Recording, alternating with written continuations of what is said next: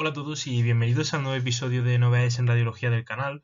Hoy vamos a estar haciendo un comentario un poco más extendido de nuestro vídeo de Twitter de este mes, que ha sido un episodio un poco especial sobre el uso de contraste. Como recordarán, hemos estado hablando del uso de contraste iodado en los pacientes con enfermedad renal. Históricamente a los pacientes con enfermedad renal se les han denegado los TAC con contrastes por el miedo a un fallo renal agudo inducido por el uso de contraste. Esto es porque en muchos sitios aún no se diferencia adecuadamente qué es el fallo renal agudo asociado al uso de contraste y el fallo renal agudo inducido por el uso de contraste. Y la sutil diferencia es la siguiente. Un paciente que ya de base parte con una tasa de filtración glomerular muy baja y sufre un fallo renal agudo en el contexto de un estudio radiológico, nosotros tenemos que establecer una relación de causalidad entre la aplicación de contraste y ese fallo renal agudo para poder hablar de un fallo renal agudo inducido por el uso de contraste, porque existen otros 30.000 factores dentro de su enfermedad renal crónica que van a hacer que ese paciente pues, pueda sufrir ese fallo renal agudo y aunque el contraste haya contribuido, que no haya una relación de causalidad. Esto es una situación muy peligrosa. ¿Por qué? Por dos motivos. El primero de ellos es que hay un retraso en el diagnóstico. Si se le denega la prueba y el uso de contraste era absolutamente necesario para el estudio de su enfermedad, pues estamos retrasándoles el diagnóstico, efectivamente. Y lo segundo es que hay una gran heterogeneidad clínica dependiendo de el sitio al que vaya el paciente, porque habrá sitios en los que si se les haga el estudio, sitios en los que no, sitios en los que se les haga profilaxis, se opte por un tipo de contraste, por otro tipo de contraste. Entonces, ¿qué hacemos? Para empezar, definamos cuándo este fallo renal agudo es debido al uso de contraste. Tiene que ocurrir en las 48 horas post exposición al contraste y que nosotros podamos establecer una relación de causalidad. ¿Se puede establecer relación de causalidad?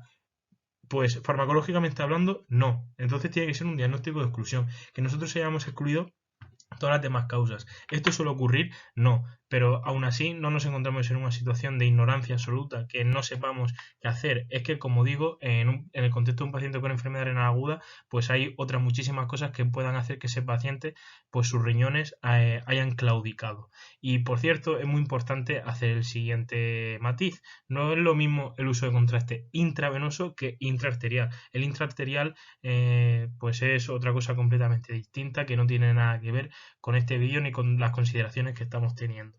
Así que, ¿qué es más frecuente? ¿El asociado o el inducido? Pues el asociado, porque pese a que la probabilidad de que un paciente nos falle cuando nosotros le demos contraste aumente con cuanto menor sea su tasa de filtrado glomerular, de hecho, los pacientes que tienen menos de 30 mililitros minuto partido de 1,73 metros cuadrados, la unidad internacional que se utiliza para tasa de filtrado glomerular, alcanzan una tasa de fallo de un 30%. Pero la realidad es que, me reitero, existen otros muchísimos factores que están contribuyendo a que ese paciente nos falle.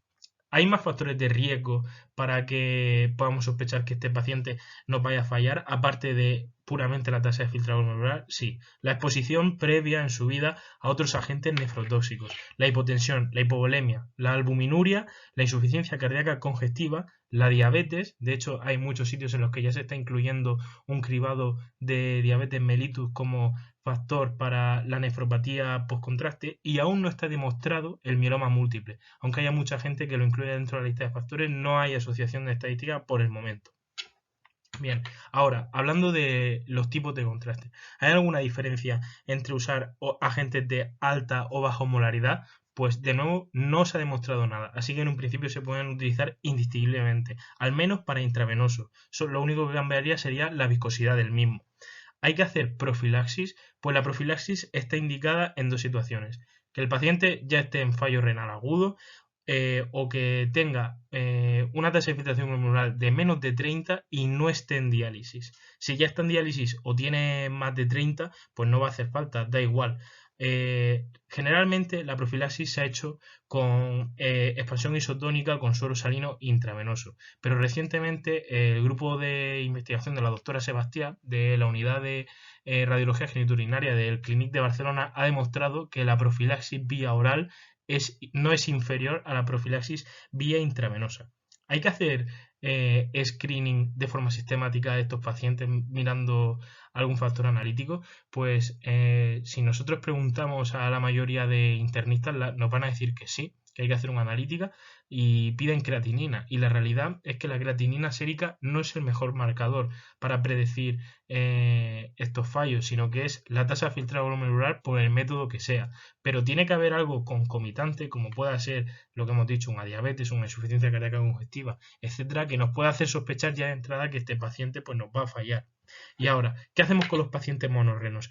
Pues ser monorreno por sí mismo no excluye que te puedan hacer un TAC con contraste. Y ya la última consideración sería, ¿qué hacemos con los pacientes pediátricos? Pues esto es una pregunta muy complicada a la que aún no podemos dar respuesta porque los pacientes pediátricos son otro mundo y recordamos la máxima más importante de la pediatría, que un niño no es un adulto pequeño. Así que espero que les haya gustado y nos vemos en el próximo vídeo. Un saludo.